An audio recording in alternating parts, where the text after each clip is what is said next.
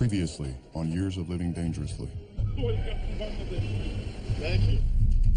Bangladesh is the size of Iowa. So think of all of the U.S. being packed into Iowa. So you've seen this city expand? Yes. Every day people coming from the rural areas. This would be considered a good living space in the city. And climate change is exacerbating all of this.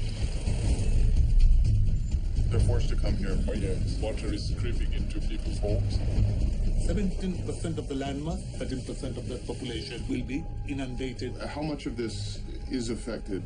Below that, all will be underwater for 1 meter sea level rise.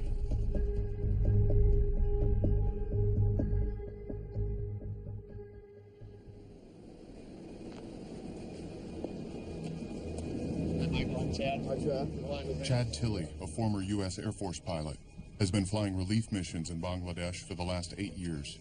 Have you flown a bunch of small airplanes before? Yeah, a few. Okay. You been in a seaplane before? No. Okay, cool. First time. I've spent the last few days in Dhaka, Bangladesh's overcrowded capital, where thousands of new migrants are arriving every day. Now Chad is taking me south, to the part of the country where most of these migrants come from. I want to see what's making them come to Dhaka. Well, Michael, you look at Dhaka, it's kind of like Legoland. If you look, you'll see just buildings everywhere. That area off the left wing is the most densely populated square kilometer on the face of the earth. 144,000 people per square kilometer. It's crazy how quiet the city seems from the air. And before long, we've left it behind completely. Unlike in America where we have a lot of rock and gravel in our soil, here we have muddy kind of soft sand. The water can do with it as it please. You see how all these fields are reflecting back, not just the river, all still water. You see how all this area is still underwater. I've heard people call Bangladesh a land of rivers, but that didn't prepare me for what I'm seeing. There's water everywhere. In your experience, is it raining more lately or more intensely? I've been here for 8 years, and I fly down here weekly, daily. Yeah. And this is some of the highest water level that I've seen in my time. Right. I believe that I'm flying in the midst of climate change. Right.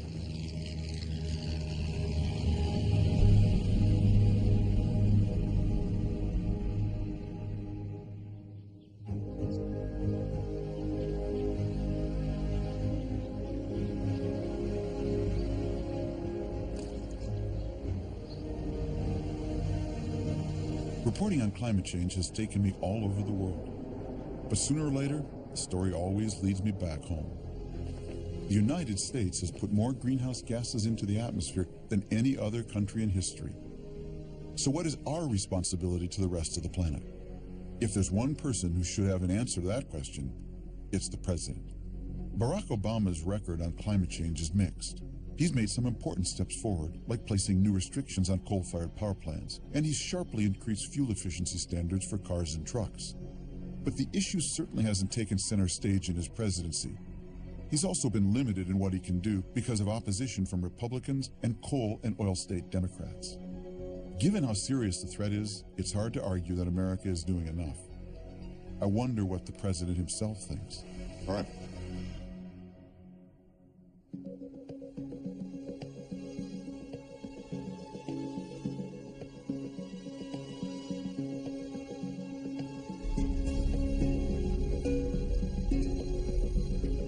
Welcome to Chile, man.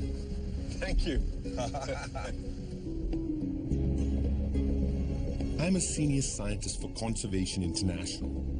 My expertise is biology, so climate change has never been part of my own research.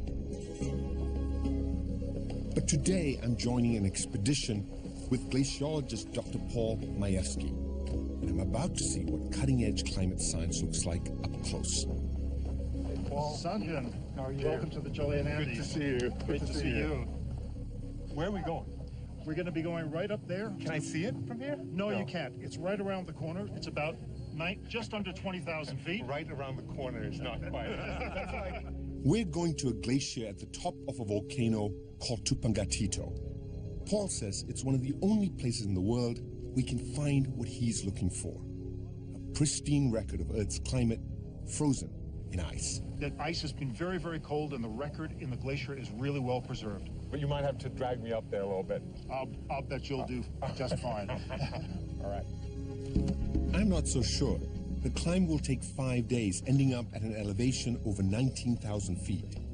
Paul tells me very few people have ever set foot up there, and even our Chilean guides say it's a punishing trip. But what's even scarier is what Paul thinks he might find. Evidence that our climate could be changing much more dramatically than we even realize.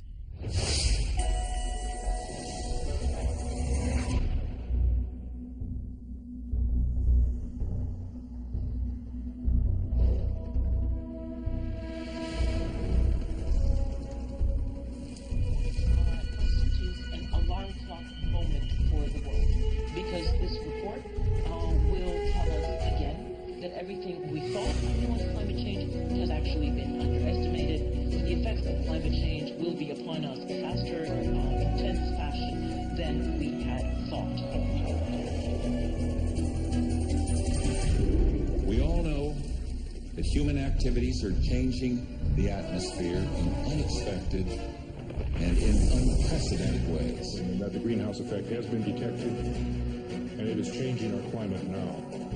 The atmosphere and ocean have warmed. The amounts of snow and ice have diminished. Sea level has risen, and the concentrations of greenhouse gases have... There's no more fire season. We have wildfires all year round. Climate change, extreme weather. Call it what you will, and our vulnerability to it. The 12 years of drought has left the landscape bone dry. We got any patriots in the crowd? A new scientific report has determined the last decade was the warmest on record. Our world is changing faster and more dramatically than ever before.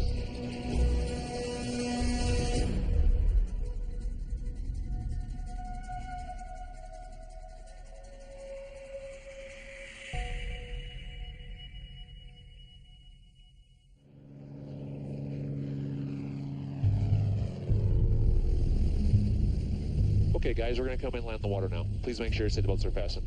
There it is. Yeah, that's no dinghy.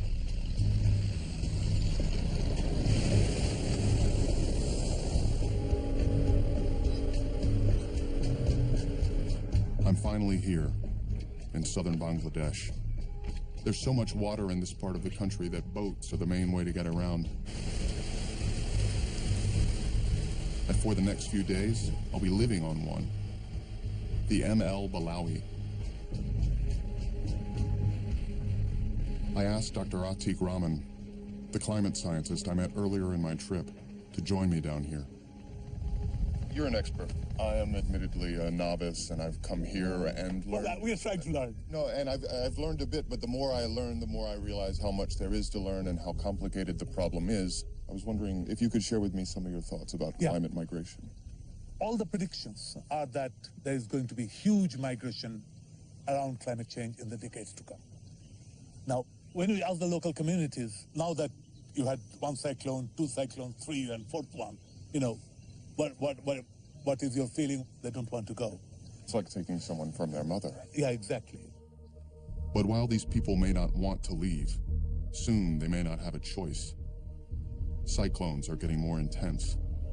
Two recent ones, Sitter and Isla, left more than 1 million people homeless. And other more subtle changes in the climate can also wreak havoc here. We talk about the sea level rise going up by 1 meter in 2100. Now, that's not what ordinary people are worried about, 2100. They're worried about their next meal, and that is being affected by climate change impacts. For example, these people have learned a very fine-tuned agricultural system, but if the rain comes 10 days earlier or 10 days later, they won't know where to sow their seedlings, which is the basis of the next plants. And if it comes too heavy, then it's a flood. And if it's a flood, then the seedlings die. So they don't have the seedling for the next crop. And there's another threat to the crops that we can't even see. Salt. What happens is when the cyclone hits, salt water is pushed further north into the areas which were otherwise very arable and giving good crops. In 2009, Cyclone Isla pushed salt water so far inland that 5 years later, much of it is still there. And the rising sea level only makes this worse. So a cyclone not only destroys the trees and the infrastructure, but also the agricultural crops. Once they are covered by a layer of salt, the productivity isn't there. Many of the efforts we are doing to eliminate our poverty will be severely hindered by the impacts of climate change. Atik tells me that after a long history of famine, one of his country's greatest achievements is that it now grows enough food to be nearly 100% self-sufficient. But climate change raises the question, for how long?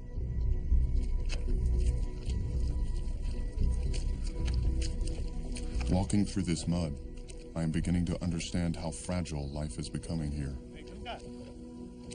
Michael? Hi, hello. There were 2 villages from 2009 Isla that has really swallowed this 2 villages, devoured it, as they say. Seeing these remnants of people's homes makes it hard to grasp why they try to stay. Especially because all of this will eventually be underwater. If they're forced to go, then go to the nearest embankment for a temporary shelter. The next stage is the urban centers like Khulna, the local city they would go to. And the last stage is the slums of Dhaka, which are overcrowded. So it's not very easy to say, hey, let's go. You know, it's not a picnic, it's life. Projection shows that by 2050, 2070, between 20 and 30 million Bangladeshis are going to be displaced. They'll have to be accommodated somewhere.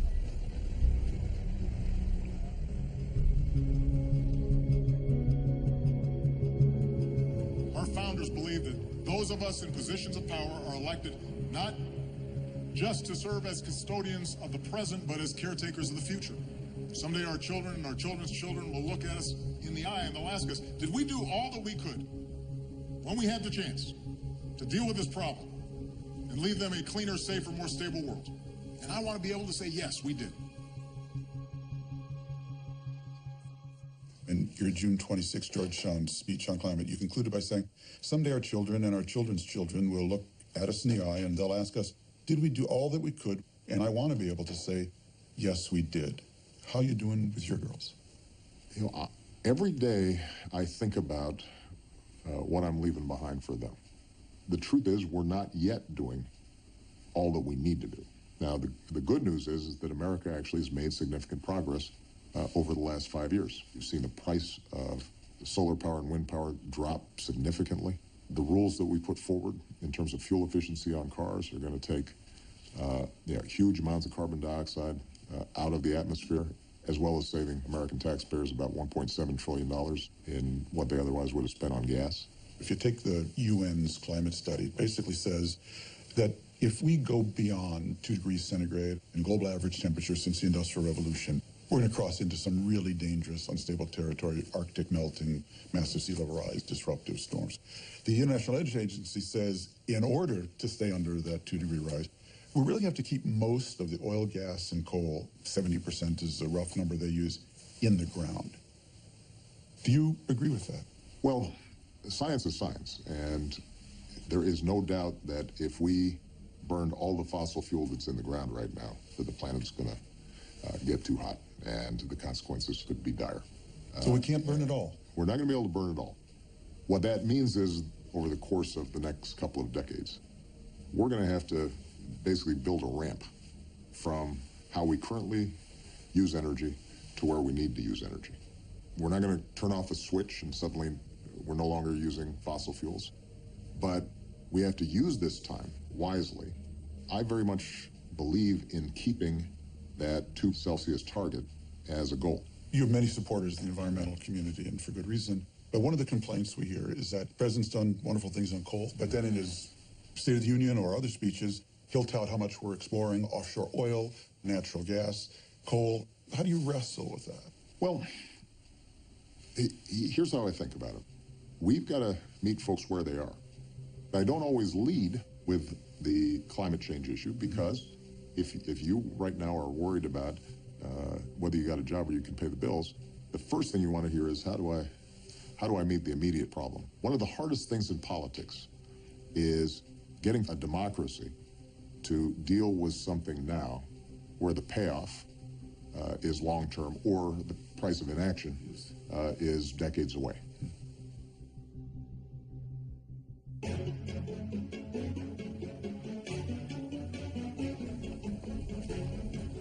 We just set out on our 5-day ascent of Tupangatito. Until we get to the top, this trip is less about science than endurance. Which is why we are also joined by a team of Chilean cowboys who will guide us on this treacherous journey. I'm definitely out of my element here, and it's a relief when we finally stop for a break. It also gives me some time to ask Paul why he wants to go on this crazy trip. Very special place. Spectacular, you know? If it wasn't the fact that I was not able to breathe, it would be fantastic. That's right. Over the past few decades, Paul has been collecting ice core samples from around the world to create a record of Earth's climate going back thousands of years. And he's turned up evidence of something frightening, that climate can change far more quickly than we ever imagined. Everybody believed, including me, that the climate system operated slowly. All of a sudden, we saw these tremendous changes, many degrees Fahrenheit happening in less than 10 years, in some cases in less than 1 year, and staying at that level for hundreds of years. So abrupt climate change was born, and we realized the system can change quickly. What are we talking about? I mean, are we talking about disaster moving quickly? For some parts of the planet, yeah. Really? Doesn't that terrify you? Oh, yeah. Paul says in the past, abrupt climate change events may have brought down entire civilizations. Until around 2200 BC, the Akkadian Empire of Mesopotamia spanned what is now Syria, Iraq, and southern Turkey. But then an abrupt shift in rainfall patterns caused a severe drought, and the empire collapsed. 3,000 years later, the same thing happened in Central America. Stricken by drought, the Mayan civilization virtually disappeared around 900 AD. And 650 years ago in Greenland, an abrupt change in temperatures put a swift end to the Viking colonies that had prospered there for centuries. These sudden events, says Paul, were triggered by natural cycles, slow changes to the climate over thousands of years that eventually reached a tipping point. Now he's worried that greenhouse gas emissions could be pushing our planet towards another tipping point, but in a fraction of the time it would take naturally. To find out if that's happening, Paul needs ice samples from the top of that mountain. That's easier said than done.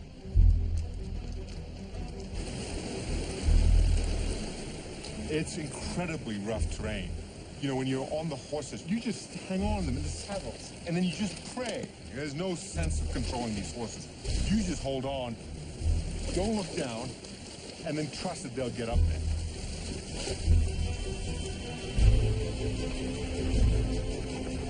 Ironically, man-made climate change is actually making the trek itself more difficult. A couple of decades ago, they could climb to just 16,000 feet and find ice that had been frozen for millennia. Now that's all melted, so we have to go almost 4,000 feet higher. And soon there's a reminder of just how dangerous this climb is. One of the cowboys has a bad fall and breaks his collarbone. But the most treacherous terrain is still ahead.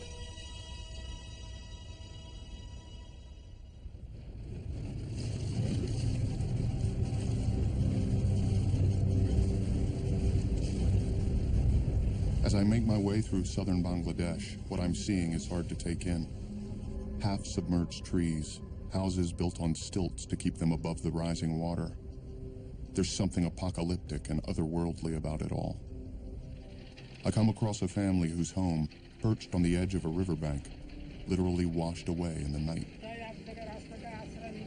Now, they are searching for another place to live. And a few days into my trip, I see one of the most surreal things I've ever seen. A floating hospital. Hi, Michael. Runa Khan is the co-founder of Friendship, an organization that provides health services to the most inaccessible places. Living here is the challenge. You know that disaster is going to strike you So they work towards the months in which they know that it happens. You know, they know when the floods come in, they know when the seasons of the storms. So they're prepared. What happens when it comes without that preparation and it keeps coming and knocking you out every time you want to stand on your feet? And that's what's happening. What diseases and health issues have you seen increase? Skin infection due to the salinity and being in the water all the time, diarrheal disease, ARI, respiratory tract infection, gynecological problems, like even childbirth becomes so difficult. Mortality rates of the mother and the child increases. Due to the climate change, not only is there a health issue, there is a livelihood issue. As I tour the boat, I'm struck by all the unforeseen impacts climate change can have. But I'm also amazed by how resilient these people are, how hard they're trying to hang on to their lives here. It makes me wonder, how much can people adapt?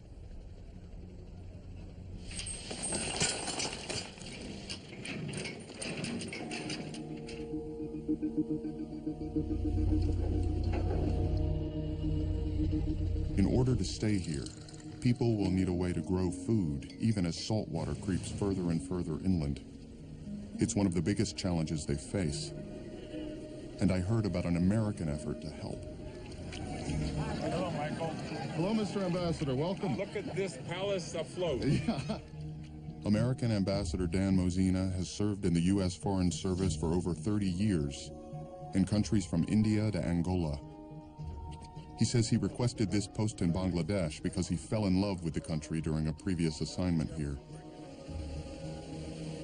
We're off to visit a rice paddy, and we're going to see some comparisons of different rice seeds. We'll see a traditional variety, and we'll see an improved flood-tolerant variety.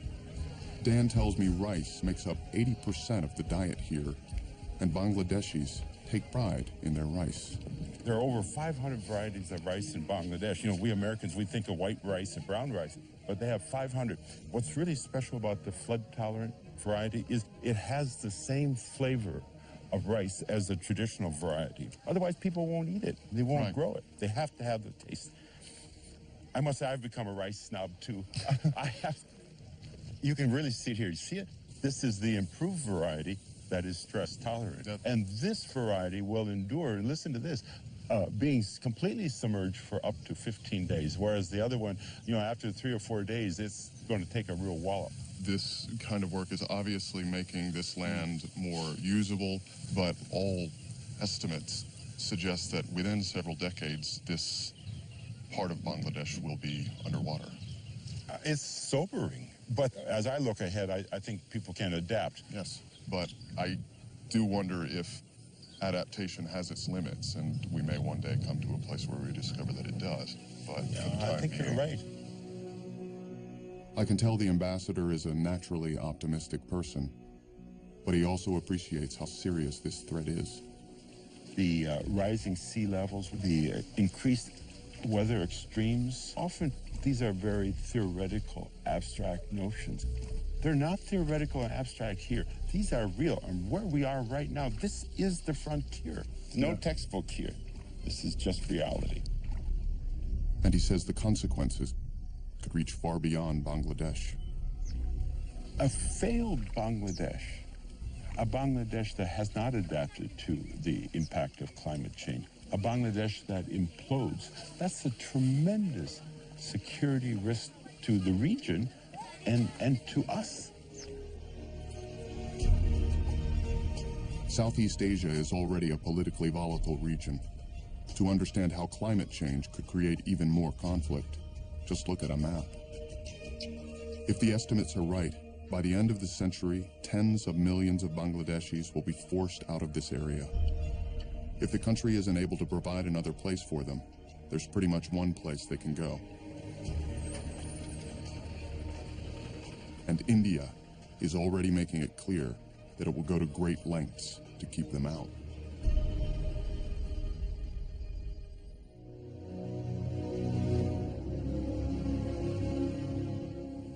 So every morning you get an intelligence briefing. Your national security advisor, the CIA, comes over. Do you also get a regular briefing from your science advisor on these climate and environmental issues? I do, at least once a day.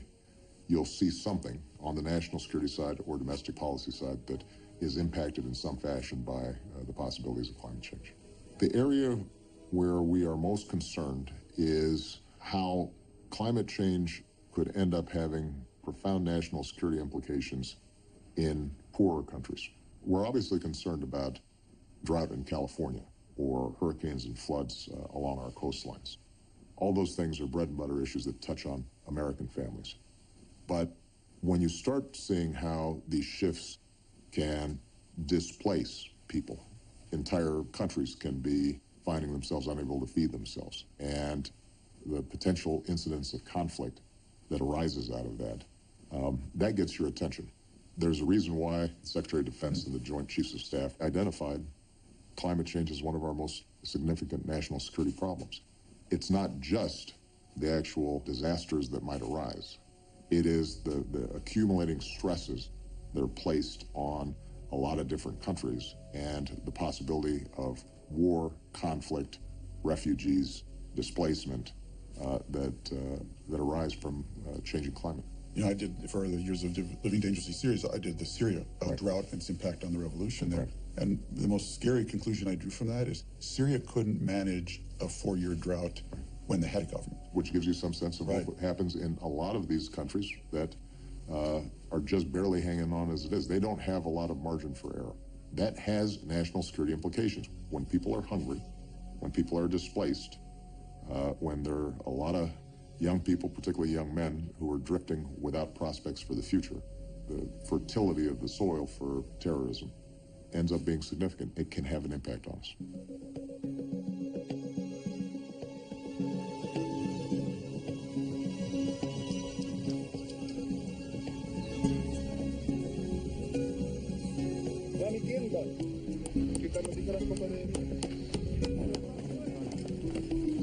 We've reached base camp at an elevation of 10,000 feet. We'll spend the next few days here letting our bodies get used to the altitude before we push the rest of the way to the summit. Every day, Paul checks our oxygen levels. It reminds me just how extreme this journey is. But Paul seems to genuinely enjoy all of this. He's sort of like a real-life Indiana Jones. You know, people think of climate scientists, people think of scientists as people who are like stuck in labs with lab coats and all that. And you guys do some of that, but you also do this. Keeping yourself alive while doing really good science is pretty tricky. You have to learn how to live in these environments. And that's the big difference between the types of things that many of us who work in the field do and others. We know exactly where the data comes from. We can do 100 different measurements on a single little slab of ice. And from that, we can tell all sorts of things. Temperature, precipitation, storm patterns, where the storm came from, industrial pollutants, forest fires, volcanoes, on and on and on. How far back in time can you go? With confidence. Year by year, with quite reasonable confidence, we can go back 110,000 years. Jesus. Using an ice core that was about 10,000 feet thick that we drilled in Greenland. If you get an ice core from the correct place, you can solve problems. We were able to demonstrate that changes in acid rain increases were largely due to human activity. And the really exciting thing we were able to demonstrate is that as soon as the legislation came in, which the Clean Air Act, which reduced a lot of those emissions, you see the levels going down. So ice cores don't lie. And there's something special about the ice at Tupungatito. Paul says this spot sits at the outer edge of one of the biggest and most important wind currents on the planet. The ice can tell us if that current is shifting, which could be the beginning of an abrupt climate change event. And it seems like something has been changing around here, at least according to our Chilean guides. Salían harta agua, y ahora un poquitito. A los caballos le llegaba hasta los cueros, la montura, no se podía pasar. Y era harto pasto, vega, verde, ahora seca, puro polvo, nada. Ya los pastizales ya no dan para tener muchos animales, pues no le dan para vivir. All these changes have forced them to find other ways to make a living, like guiding us up this mountain. And tomorrow, we're going to need them more than ever as we make that final push to the summit. I'm feeling a little nervous. We're at 10,000 feet now. We're going up another 9,000 feet in a single day.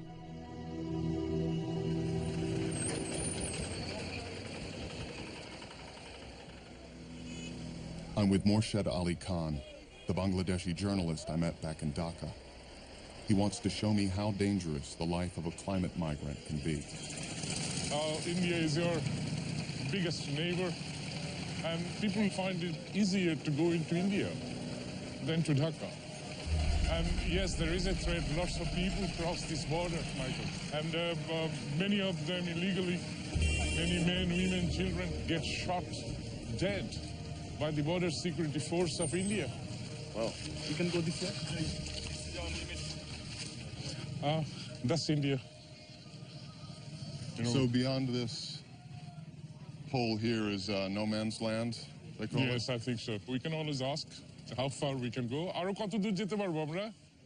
ও দাদা, একজন শুনে, আমরা তো film বানাবো, আমরা আইন ভঙ্গ করতে চাই না। আমরা গেলাম এদিকে। We're allowed to go. Morshed tells me this is considered one of the most dangerous borders in the world. I'm not sure how far I want to go. Many of these houses are used as, fast stopover for the aspiring migrant. So they spend the night here, in the middle of the night, they're just smuggled across. Already, millions of Bangladeshis have fled across the border to India and are living and working there illegally, leading India to get very serious about stopping any more from crossing. Let's walk a little faster, Michael, can we? Sure. Yeah, up to the fence, and then we get back. It's not a very safe place, Morshed says the Indian security forces have killed nearly 1,000 Bangladeshis. Our threat is from the Indian side of the border. If they find that somebody is trying to intrude, they'll shoot and then talk, if he's alive. Until a couple of years ago, they maintained a shoot-on-sight policy for anyone trying to cross without permission. So just across there, you can see the fence, have a better view of the fence, just there.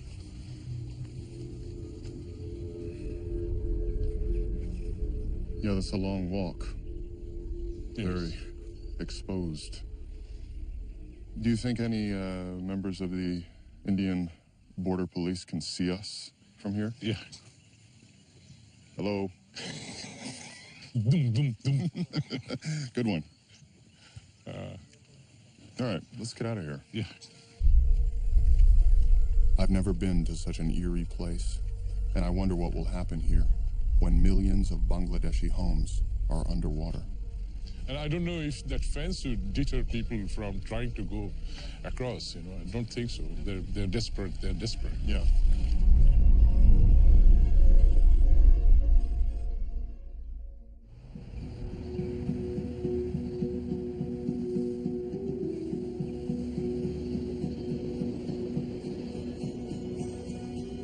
Two and a half years to go. If there's one thing you could do to advance this issue, what would you like it to be? The way we've solved previous pollution problems, like acid rain, was we said, we're going to charge you if you're releasing this stuff into the atmosphere. We're going to let you figure it out, but we're going to tell you you can't just keep on dumping it out in the atmosphere and making everybody else pay for it. So if there was one thing that I would like to see, it'd be for us to be able to price the cost of carbon emissions. We've obviously seen resistance from the Republican side of the aisle on that, and in fairness, there's some Democrats who've been concerned about it as well, because regionally, they're very reliant on heavy industry and old power plants, and they're worried about significant change on that front. When you're dealing with a lot of those people in the House Republican caucus, climate skeptic at best, denier at worst, every once in a while, you just want to go off on them. I mean, go off like a Roman candle. I was like, what is it with you people? Your kid is sick, you consult 100 doctors, 97 of them tell you to do this, 3 tell you to do that, and you want to go with the 3. That's not conservative. I mean, do you every once in a while just want to... Yeah. Absolutely. Good, I'm glad to hear that. Look, it's frustrating when the science is in front of us. And we can argue about how, but let's not argue about what's going on. The science is compelling. The baseline fact of climate change is not something that we can afford to deny. And if you profess leadership in this country at this moment in our history, then you've got to recognize that this is going to be one of the most significant long-term challenges, if not the most significant long-term challenge that this country faces and the planet faces. The good news is that the public may get out ahead of some of these politicians. And I think that as the public starts seeing greater frequency of extreme weather events, as they start seeing that what used to be 100-year storms seem to be happening every year or two, and you start seeing the economics of inaction, then people start thinking, you know what, we're going to reward politicians who talk to us honestly and seriously about this problem.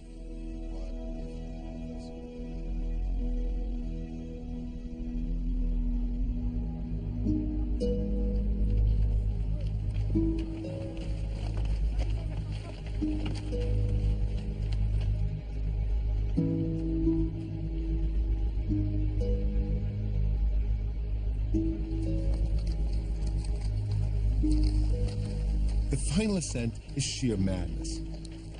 We creep along a narrow ridge with steep 1,000-foot drops on either side. A single false step here, and someone could actually die. You remember that scene in Raiders of the Lost Ark where he's running out of the cave and the big ball is rolling behind him? I felt that much peril coming up here. This is why people study coral reefs. This is why people study coral reefs. Good point.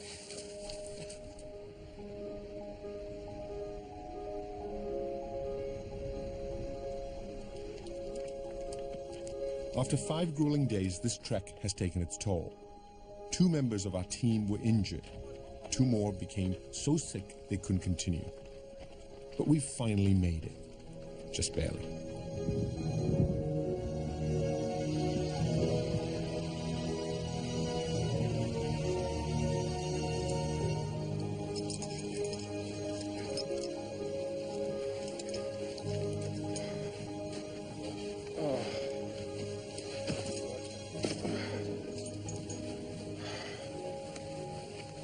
At this altitude, there's so little oxygen that I'm finding it hard to think straight.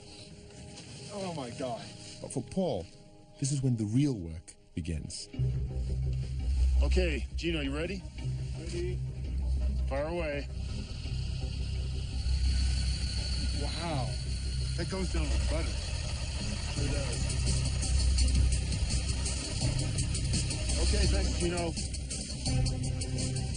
Hold on to it tight. They've got clean gloves on, so it's not contaminated. Oh, yeah. Okay. All right, now what?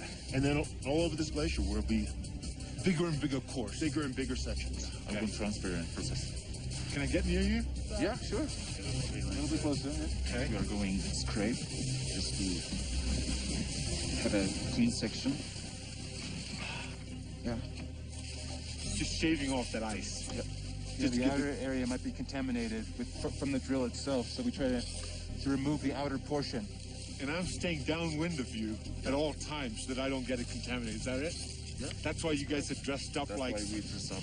spacemen. Just to give you an idea, if you touch that with your bare hand, there's enough sweat in your bare hand to make it look like a big ocean storm. Sea salt coming from the ocean. So we have to be very, very careful.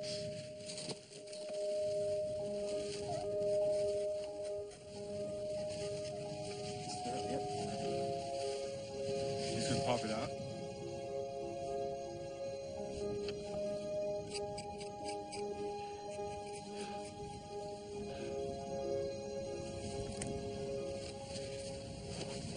That's safe now? I can hold it? It's safe.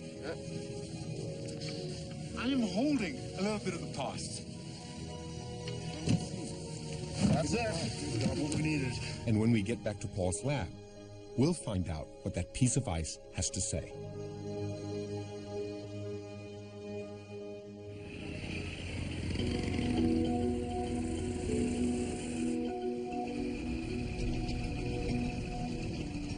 I'm heading to a district called Shakira, a few miles away from the Indian border, to see Shahidul, the climate migrant I met back in Dhaka.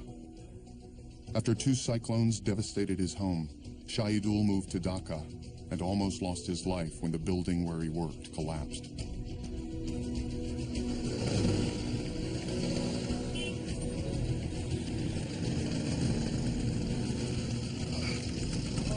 Hello, Shahidul. Thank you. Thank you for meeting us here. Hi. He says he's very happy to see you. And his house is 5 kilometers away from here. Okay. So he's inviting you to go with him to his house. This way? Okay.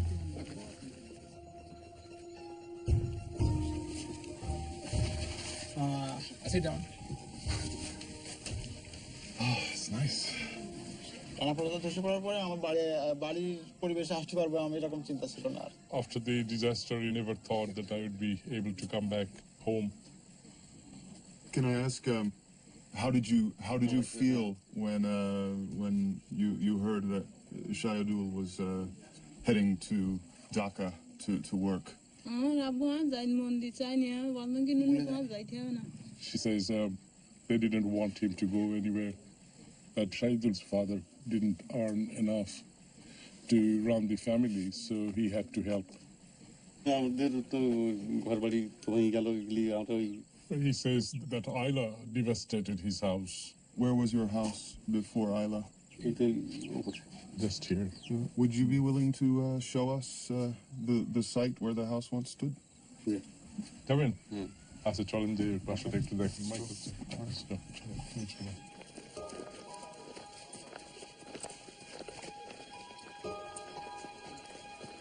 This is where his old house was. Ayla destroyed it, and then he shifted across the road. Yeah, you only moved right across the road. You didn't go any further. Why? He doesn't have any land elsewhere. Right. So this is the land he found suitable. I imagine the experience of Ayla was very scary. What was it like? What do you remember?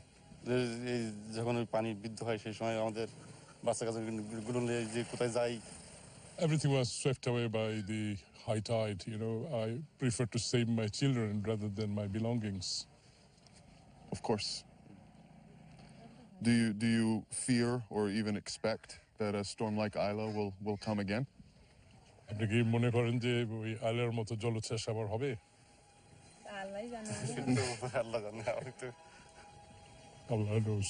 Right. Sense.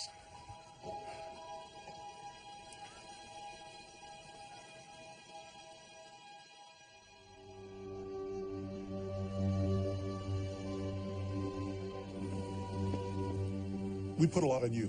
You're the president, obviously.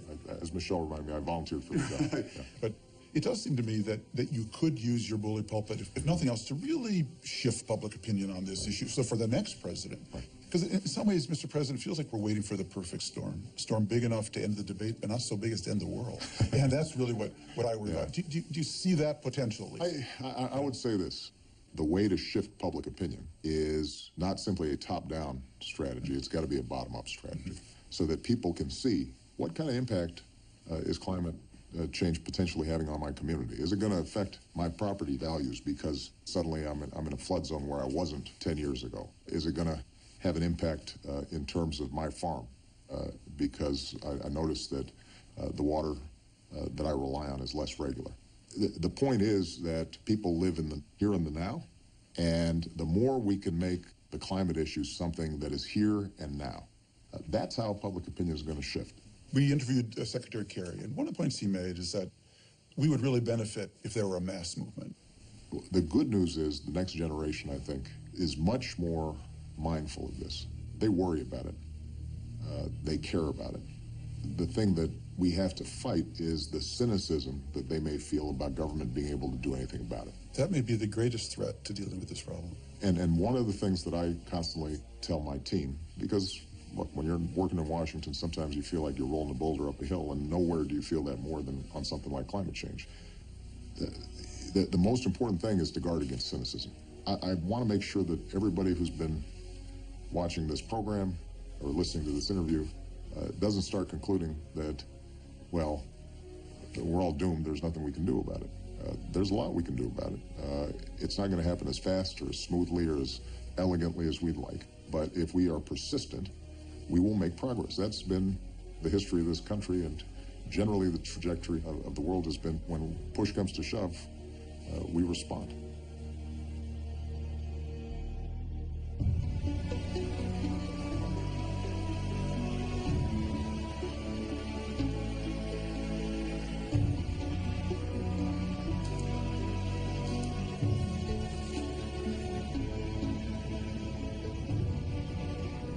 I'm on my way to Paul Majewski's lab at the University of Maine. Last time we saw each other, we'd just come down from the summit of Tupungatito. Now I want to know what he's finding in those samples we took. Hey, how are you? How are you? Good to see you. Good to see you, Paul. Hey, how are you? I'm doing well.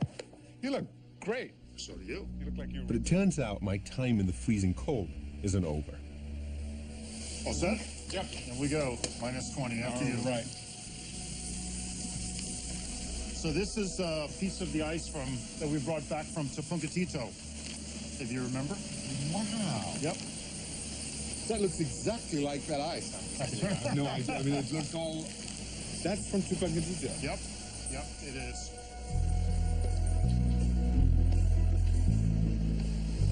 Now you're going to see something really amazing. You're going to see the highest resolution results that have ever come from an ice core. So here we are at the laser system. Right. Our piece of ice from Tupungatito is now sitting inside this cold cell. In the first day we used this instrument, we collected more data points than I collected in the 40 years that I've been looking at ice cores and sampling ice cores in one day. It's mind-blowing because... In one day more than what you'd done in 40 years. Yes. That thing looks like a worm is a laser. That's the edge of an ice crystal. You see those things? It's cutting its way through. In there, we can tell levels of calcium, sodium, potassium, sulfur in the atmosphere. It's basically a chemistry lab in a box. Yes, yes. And each one of those has a climate story to tell. Wow. Is there anything surprising that you learned from the Tupungatito sample that we brought back? Yes. And what's the shocker? It looks as if it's a lot dustier up near the top. And that probably means that it's getting drier. So the next question is, why is it getting drier? Paul tells me the answer lies with a surprising culprit. The wind. The big thing about the wind is that the wind is what transports moisture. You know where the winds go, you know where the moisture goes. I had no idea the wind was so important. Paul tells me giant wind patterns are actually one of the biggest things driving our climate. They're like atmospheric superhighways that move water vapor around the planet, determining which places get rain and which don't. So what changes where the winds go? That has a lot to do with the fact that the polar latitudes are cold, and as you get closer to the equator, obviously, it gets warmer. But those temperature differences can change, and they change because of greenhouse gas warming and because of ozone depletion over Antarctica. So the net result is that greenhouse gas warming, things that we're doing in the atmosphere, are actually beginning to move where the winds are and the strength of the winds.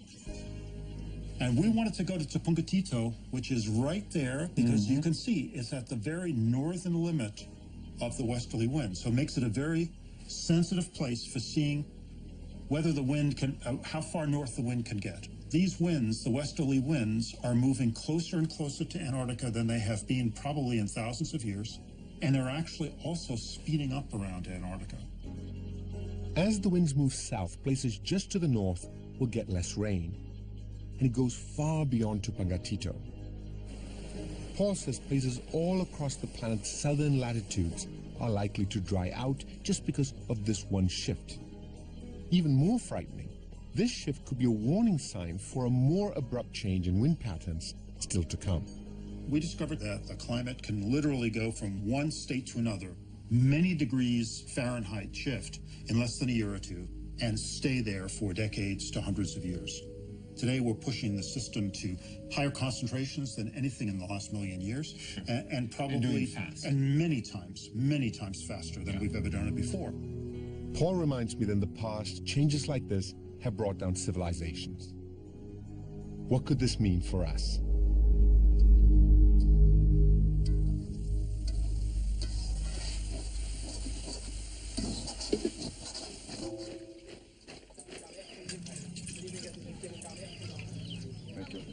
At the end of my trip, I share a meal with Shahidul. Soon, we're both going back to Dhaka. But really, we're heading in opposite directions. I'm on my way home, and he's leaving his. He was only able to visit his family for a few days. It's hard not to think about how different our lives are. It feels like we're in totally different worlds. But I've seen how connected those worlds actually are. Because what my country puts into the air is affecting more and more people like him. It reminds me of something Atiq said. These are young people, many of them are restless, and they're being displaced, and many of them now understand the causal relationship, that it is somebody else's greenhouse gas that's causing my displacement. Shahidul represents that whole phenomenon.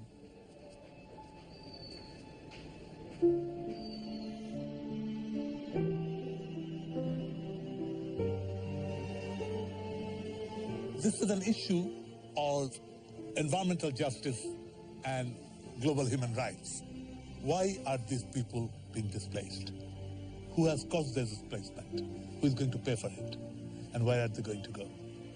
If 70% of Bangladesh land is going underwater for 1 meter sea level rise, if another country came and invaded for that piece of land, every Bangladeshi will give their life and fight. Now here, who do we fight? Somebody has to take the blame. And somebody has to lead the way toward a solution. Because eventually, climate change will touch us all.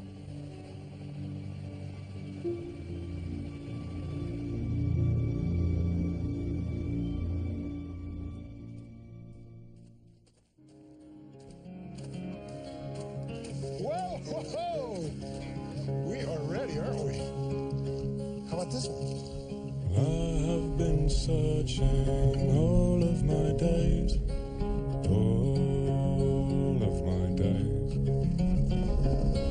Many a road, you know, I've been walking on, all of my days. And I've been trying to find what's been in my mind as the days keep turning into night. A sprinkle of rain falls on the soil, and from that soil comes life. Well, I have been quietly standing in the shade all of my days. Watch the sky breaking on the promise that we made. All of this rain. And I've been trying to find what's been in my mind. I love you. I'll see you this afternoon, okay? As the days keep turning into night. So I smile, I know I'll feel this loneliness no more. All of my days. For I look around me, and it seems you found me, and it's coming into sight. As the days keep turning into night. As the days keep turning into night.